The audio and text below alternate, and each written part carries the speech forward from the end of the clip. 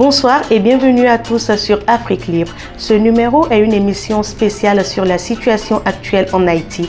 L'équipe ne change pas. Je suis en co-animation avec Senami Kosiwede. Bonsoir. Bonsoir Maoulé.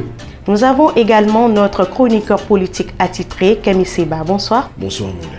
Le 7 juillet 2021, le président haïtien Jovenel Moïse a été attaqué dans sa résidence à Port-au-Prince, capitale du pays. Bilan, le chef de l'État haïtien assassiné sur le champ et son épouse grièvement blessée. Si les motivations ou mobiles derrière un tel meurtre ne sont pas encore totalement élucidées, le point de vue de notre chroniqueur politique Kemi Seba nous en apprendra certainement davantage. Alors Kemi Seba, qu'est-ce que vous pensez de ce meurtre? Ma très chère Maoulé, bonsoir. Mon cher Senami, bonsoir. Bonsoir Kemi Seba. Et à tous les téléspectateurs et toutes les téléspectatrices, où qu'ils soient, bonsoir. Il y a tellement de choses à dire sur ce drame qui s'est déroulé, ce drame politique. C'est au peuple que je pense en priorité. J'adresse mes condoléances à tous les Haïtiens dans leur globalité parce que, qu'on le veuille ou pas, même si je sais que le président Jovenel Moïse était l'un des plus contestés de l'histoire récente du pays, quand on tue un président, on tue un pays. C'est important de le dire. Même si Haïti est immortel et Haïti se relèvera. Il y a tellement de choses à dire parce qu'on ne peut pas comprendre la situation présente d'Haïti si on n'est pas dans une dynamique de chercher à comprendre la genèse d'Haïti. Haïti a été proclamé, est né après une résistance noire extraordinaire. On peut citer des géants, Boukman Duty, Félicité, ces géants de la cérémonie du bois caïman sur lesquels il y aurait tant à dire. On peut citer évidemment Toussaint, l'ouverture, et surtout Jean-Jacques Dessalines. Des géants qui ont fait en sorte que Haïti est devenu le symbole de la dignité africaine et afro-diasporique dans le monde. Ils ont été les premiers au 19e siècle à dire avec autant de dignité à l'oppresseur occidental et plus particulièrement à l'oppresseur français: l'oppression est terminée. Et notre peuple a décidé de se lever. Rien que pour cela, les Africains du monde entier, du plus foncé au plus clair, quelle que soit notre classe sociale, quelle que soit notre orientation politique, quelle que soit notre religion, quel que soit notre sexe, nous avons une dette éternelle vis-à-vis d'Haïti. Et ça, je tiens à le préciser devant caméra. C'est ce crachat aux figures de la prédation économique matérialisée par l'impérialisme occidental et plus particulièrement l'impérialisme français, qui a fait que jamais, depuis son indépendance, depuis la proclamation de cette première république noire, Haïti n'a été tranquille parce que l'Occident a tout fait pour que ce symbole de l'ex-esclave rebelle redevenu libre ne puisse pas contaminer les autres colonies françaises au sein de nos peuples et les autres colonies occidentales de manière générale. Il y a une sorte de consortium occidental pour faire en sorte de maintenir Haïti la tête sous l'eau. Parce qu'en maintenant Haïti la tête sous l'eau, quand d'autres nations songent à l'indépendance, on leur rappelle rapidement: vous voulez ressembler à Haïti? Vous êtes prêts à en payer le prix? Et il suffit de faire le tour des Caraïbes aujourd'hui.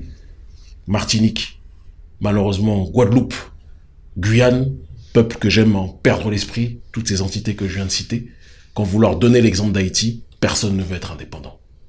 C'est ça la réalité. Parce que l'impérialisme français vous dit, le prix à payer, c'est d'être instable de manière perpétuelle comme Haïti. Mais Haïti n'est pas instable dans son ADN politique. Haïti est déstabilisé continuellement. C'est important de le rappeler. Il est déstabilisé par des forces extérieures qui ont des relais aussi à l'intérieur.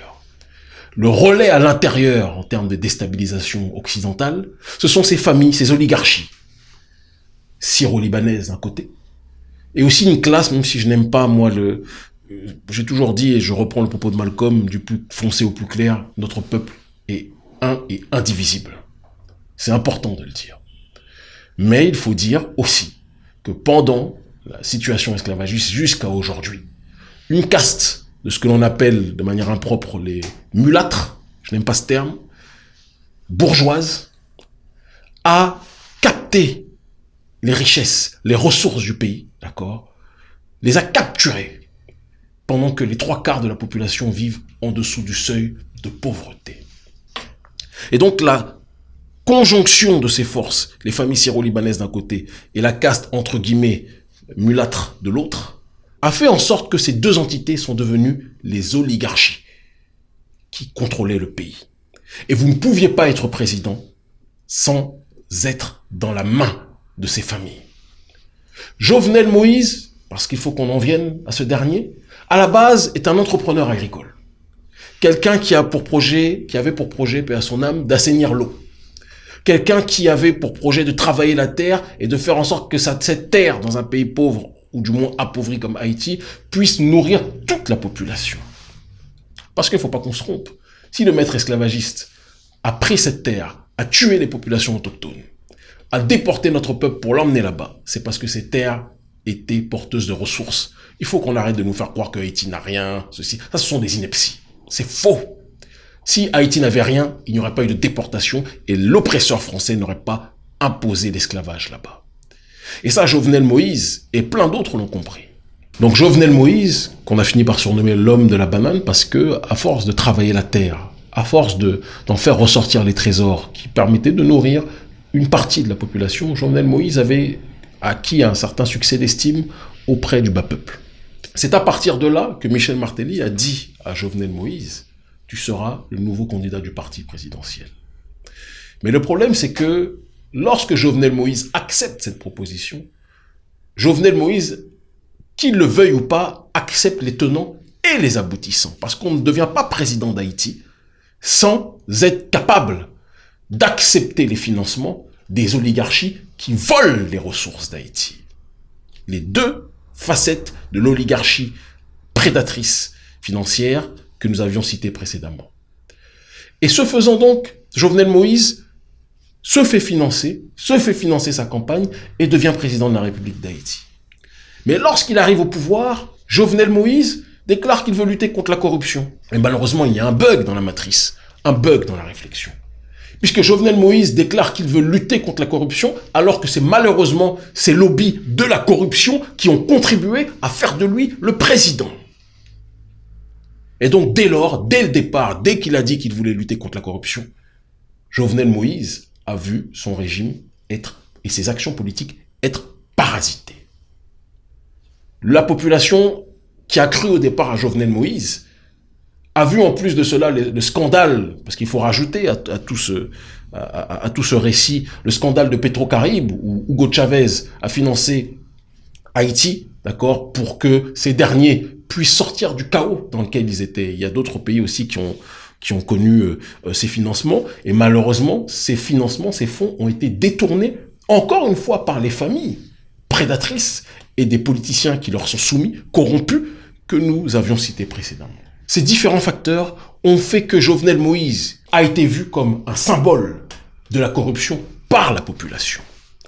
Moi-même, lors de mes divers voyages à Haïti, lors des diverses manifestations, la population disait qu'il n'en voulait plus de la classe politique dans son ensemble, y compris de Jovenel Moïse. Il faut qu'on soit capable de le dire.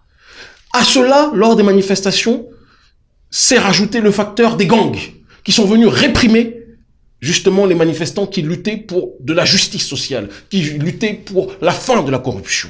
Une partie de la population, il faut aussi le dire, était manipulée par une opposition qui elle-même était financée par les diverses familles qui voulaient, plus que jamais, rendre ingouvernable Haïti pour pousser Jovenel Moïse à se taire sur les questions de la corruption.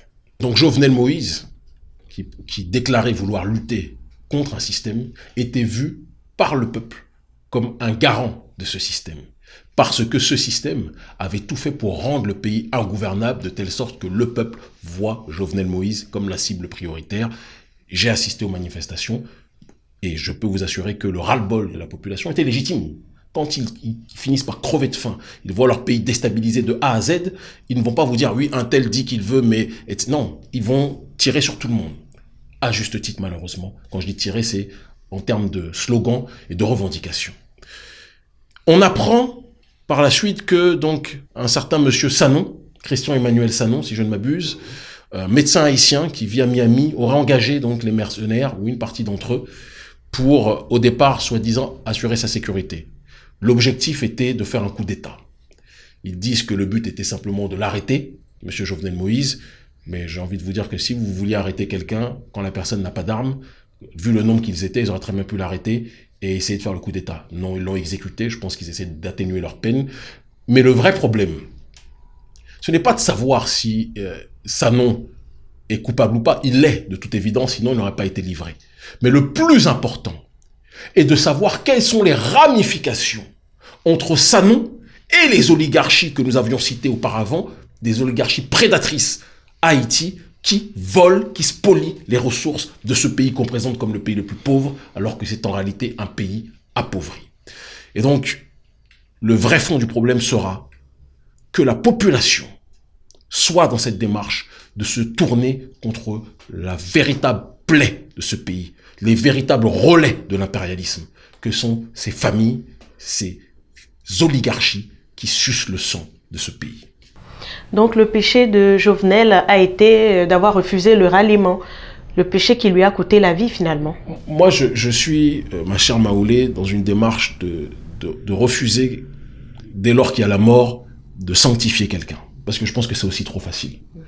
Je pense que politiquement, Jovenel Moïse avait fini par devenir inopérant dans sa capacité à changer le système.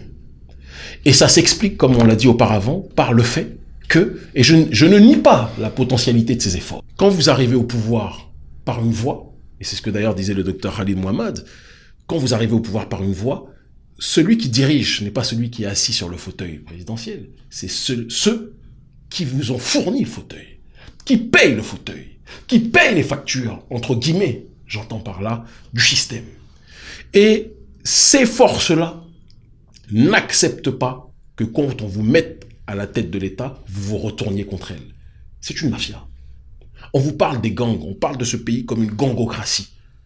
Le peuple a fini par penser, moi c'est ce que tous les Haïtiens que je rencontrais sur place me disaient, le peuple a fini par penser que Jovenel Moïse était le chef de la gangocratie. Mais Jovenel Moïse disait lui-même qu'il luttait contre la gangocratie. Alors qui dit vrai? Eh bien ce sont ceux qui voulaient parasiter son régime politique qui finançaient ces gangs. Et au final, on en arrivait à une situation où Jovenel Moïse a fini par s'empêtrer dans une situation qui devenait ingérable. Il a commencé dans une mission politique avec de bonnes intentions, mais dans un système politique corrompu jusqu'à la moelle.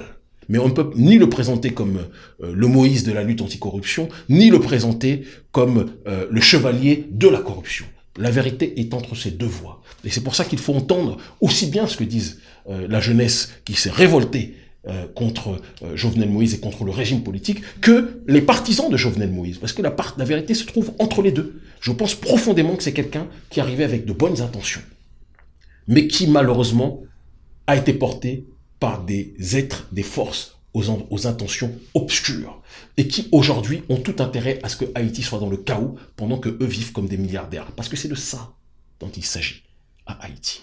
Et ça, j'ai des amis juges haïtiens, j'ai des amis qui sont vraiment des fonctionnaires qui connaissent la situation politique de ce pays, qui vous diront, même des avocats, des médecins, des gens de tous corps sociaux, qui vous diront que malheureusement ce pays est gangréné par ces familles qui asphyxient le peuple. Et Jovenel Moïse est un dommage collatéral parce qu'au moment où il a essayé de vouloir vraiment faire une marche arrière accélérée, on lui a dit « mais toi là, c'est nous qui t'avons mis ici. » Quand je dis nous, je parle de ces mafias-là. Et tu veux te retourner contre nous. Et de là, peut-être que Sanon est quelqu'un qui n'est pas lié à ces familles, qui a pensé, comme beaucoup de gens au sein de la population, que Jovenel Moïse tolérait les gangs et était un chevalier des gangs. Peut-être que, partant de ce principe-là, il a dit « je vais arrêter ce massacre ». Ou alors, l'autre hypothèse, c'est qu'il est en lien avec ces familles-là, ces familles-là qui elles-mêmes sont en lien avec une oligarchie financière occidentale dont on ne parle pas suffisamment, et puis qui est bien contente de voir Haïti déstabilisé, malgré leur sourire et leurs larmes de crocodile qu'ils ont quand ils disent qu'ils viennent venir aider Haïti. D'accord. Monsieur Kémy Séba, monsieur Jovenel Moïse, paix à son âme, il devrait savoir, connaître l'adage que nous connaissons tous, que gouverner, c'est prévoir. Donc il devrait s'attendre à ce que s'il a été financé par, en griffe, le diable, je veux parler des oligarques que vous dénoncez si tant, de ces familles qui ont pris le pays en otage, il devrait s'attendre à ce que lorsqu'on s'amuse avec le feu, on finit par se faire brûler les doigts. Est-ce que, non, ma question en fait, c'est vous demander, est-ce qu'il n'y avait pas une autre alternative en termes de financement de sa campagne? Ne pouvait-il pas se tourner vers d'autres financeurs potentiels? Je veux parler peut-être de la Russie, des pays du Sud comme le Brésil, ou peut-être même, pourquoi pas, ici en Afrique. Surtout qu'on sait la relation traditionnelle entre Haïti et Afrique. Bon. Quelles sont les personnes en Afrique qui vont financer Haïti? Malheureusement, beaucoup d'irresponsables et de manque de vision panafricaniste au sein des élites et au sein de ceux qui ont les moyens, hein, qui préfèrent dépenser leur argent dans des infrastructures inutiles plutôt qu'aider le peuple. Ça, ce sont des réalités que l'on connaît. Pour ce qui est de la Russie ou d'autres pays, qu'on soit clair, c'est le géopolitologue qui vous le dit, pour bien connaître ces pays, rien ne se fait sans rien. Moi, je reste convaincu que Haïti est sous le joug d'un oppresseur impérialiste occidental qui travaille avec des courroies de transmission que sont les oligarchies syro-libanaises qu'on a citées et la caste entre guillemets, et que aucun frère et sœur à la peau claire au sein de notre peuple ne vivent cette situation comme une exclusion. Moi, je suis un disciple aussi bien de Thomas Sankara que de Bob Marley, aussi bien de Fela Kuti que de Malcolm X. Donc, je n'efface pas ou je ne mets pas les uns d'un côté et un autre peuple de l'autre. Non, qu'on soit clair. Mais il y a une caste prédatrice mulâtre dont il faut qu'on puisse parler. Et ces derniers ont été les courroies de transmission de l'impérialisme. On peut trouver d'ailleurs ce parallèle avec l'Afrique. Beaucoup de familles syro-libanaises, pendant même le processus colonial, étaient le relais du système colonial. Faut pas qu'on soit naïf ou qu'on soit bête. L'argent ne tombe pas du ciel. Il y a un système qui a été mis en place pour qu'on arrive à cette situation. C'est important de le préciser. Ça ne signifie pas qu'on essentialise. Il y a des gens bien partout, mais il faut qu'on dise le système qui a été mis en place. Maintenant, Jovenel Moïse, je pense qu'il n'avait pas forcément le recul pour savoir dans quoi il rentrait. Il y a Martelly qui lui tend la main. Martelly qui était un président qui avait ses succès d'un côté, ses détracteurs de l'autre, hein, qu'on soit très clair. Mais lui tend la main, ne lui explique pas tout le système qu'il y a. Il lui dit, tu veux être le candidat du parti, je ferai de toi le candidat du parti. On te présente des investisseurs. Il n'y a aucune campagne présidentielle qui se fait sans des investisseurs. Peut-être qu'il n'avait pas forcément suffisamment le recul sur les choses. Il y a une réalité qui existe au sein de notre peuple, et ce n'est pas présent uniquement à Haïti. C'est que malheureusement, beaucoup de politiciens africains sont dans une dynamique de voir plutôt que de prévoir. Il y a beaucoup de manque d'analyse prospective. Mais on peut aussi dire avec une lucidité claire qu'il est facile de parler après la mort. Thomas Sankara, certains vous diront qu'il malheureusement il n'a pas fait preuve d'analyse prospective. Pourquoi n'a-t-il pas prévu que Compaoré et d'autres allaient le trahir et le tuer? C'est toujours facile de parler après. Donc la pudeur nous force à dire que je pense qu'il est rentré dans un système, qu'il a été très rapidement dépassé par ce système, qu'il a essayé de contrecarrer les choses, mais que les rapports de force étaient déséquilibrés, et que malheureusement, lui qui essayait de changer à l'intérieur le système, le peuple l'a vu pour ce qu'il fait, c'est-à-dire de manière visible, on l'a vu pour quelqu'un qui n'arrivait pas à diriger le pays, qui n'arrivait pas à endiguer la violence, à arrêter la violence, qui n'arrivait pas à stopper la corruption, et donc le peuple l'a mis, comme les autres, dans la classe politique, décorrompue de manière générale, alors que lui estimait qu'il essayait de lutter contre. Et c'est ce qui explique, je pense, la dissonance entre ses partisans et ses opposants. Chacun voit en fonction de ce qui est présenté. Ses partisans avaient peut-être accès à ses réflexions intérieures, alors que ses opposants, je parle des sincères, hein, je parle pas de l'oligarchie financière à la tête d'Haïti, mais les sincères opposants au sein du bas peuple se disaient, mais tu dis que tu luttes contre la corruption n'a jamais été aussi élevée. Tu dis que tu luttes contre la violence, on est aujourd'hui dans une gangocratie. Moi, je pense que les deux partis avaient des raisons légitimes pour penser ce qu'ils pensaient. Et qu'aujourd'hui, la synthèse et la conclusion doit être de dire au peuple haïtien, l'ennemi numéro 1, on le connaît, ce sont ses familles. Il faut que le peuple se rebelle, et je le dis comme je le pense, contre les familles prédatrices qui capturent les ressources de ce pays. Ce n'est pas un appel à la violence, c'est un appel à l'intelligence. Et ce que je dis là, dans cette dynamique anticapitaliste, doit être fait aussi au sein de nos pays en Afrique, d'accord, contre les familles qui confisquent les ressources du pays. Je le dis, qui confisquent les ressources du pays, qui volent les ressources. On est content de les louer comme des milliardaires, etc., pendant que les 3/4 de la population souffre le martyre. Il y a des réflexions aussi qu'on doit avoir dans nos pays. Je ne suis pas en train d'appeler à quelconque désordre, mais je suis en train d'appeler au réveil citoyen, au réveil politique. Les nôtres doivent se prendre en charge.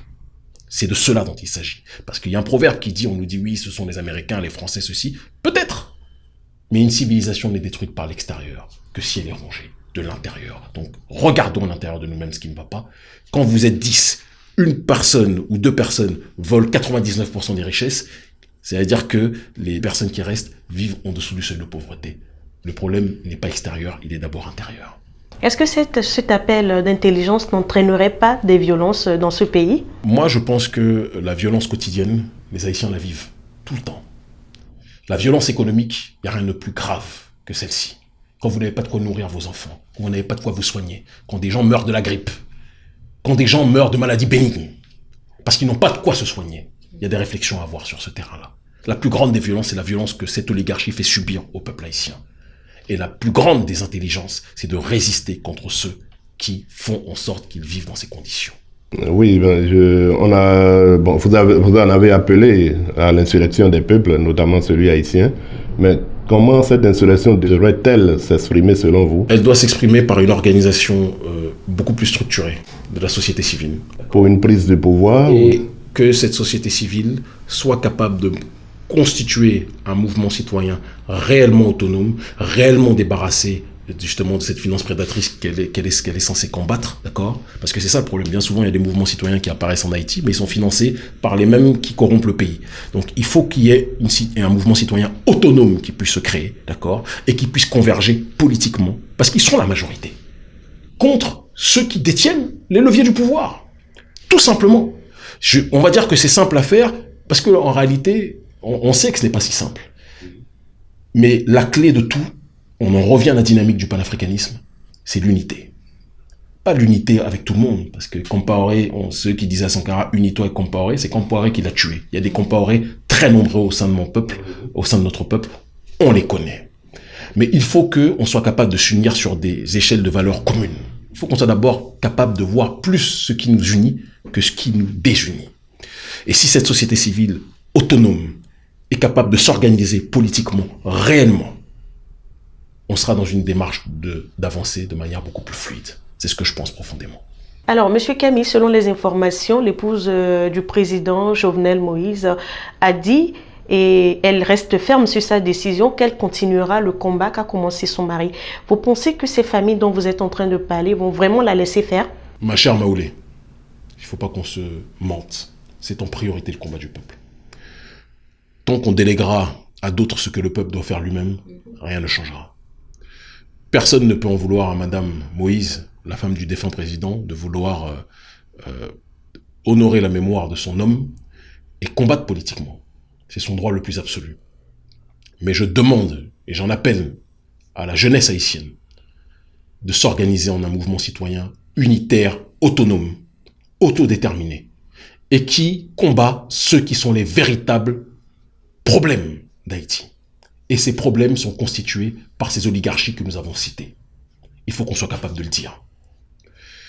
Est-ce que ces familles vont laisser la population se lever? La population est terrorisée par ces gangs. Mais vous savez, la violence d'un jour n'est pas la violence de toujours. Et ceux qui sèment le chaos finissent toujours par recevoir ce même chaos. Je pense que le pouvoir de ces familles ne sera pas éternel. Elles ont l'argent, elles ont les moyens, elles ont les armes, elles ont les gangs. Mais il leur manque quelque chose, la légitimité. Le peuple a la légitimité historique. Au sein de ce peuple se trouve le trésor du panafricanisme. La fierté, la dignité, la résilience. Dès lors qu'on sera capable, et je dis on parce que nous sommes tous concernés par la situation de notre peuple à Haïti, dès lors qu'on sera capable de mettre nos différends de côté, dès lors qu'on sera capable d'avancer vers un même objectif, et ce n'est pas de l'utopie que de dire ça. Une société civile, il y a plein de pays où des mouvements de la société civile ont réussi à se constituer et à prendre le pouvoir.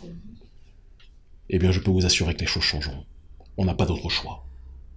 L'erreur, et ça a été le génie de ces familles, ça a été de pousser les populations à se rebeller contre Jovenel Moïse. Et je vous le dis, je le répète, parce que moi-même qui vous parle, j'ai fait partie des manifestations, je pensais, et jusqu'à aujourd'hui, je pense que Jovenel Moïse aurait dû démissionner. dès lors qu'il est dans un régime qui est ingérable, dès lors qu'il n'arrive pas à gouverner, l'intelligence politique, c'est de reculer pour mieux sauter. Alors, merci beaucoup, Kemi Seba, pour la lumière mise sur cette situation en Haïti. Merci à vous, Sanami Kousiwede, d'avoir partagé ce plateau avec moi. Merci à vous, chers téléspectateurs, de nous avoir suivis. On reste toujours sur le cap et on se dit à bientôt.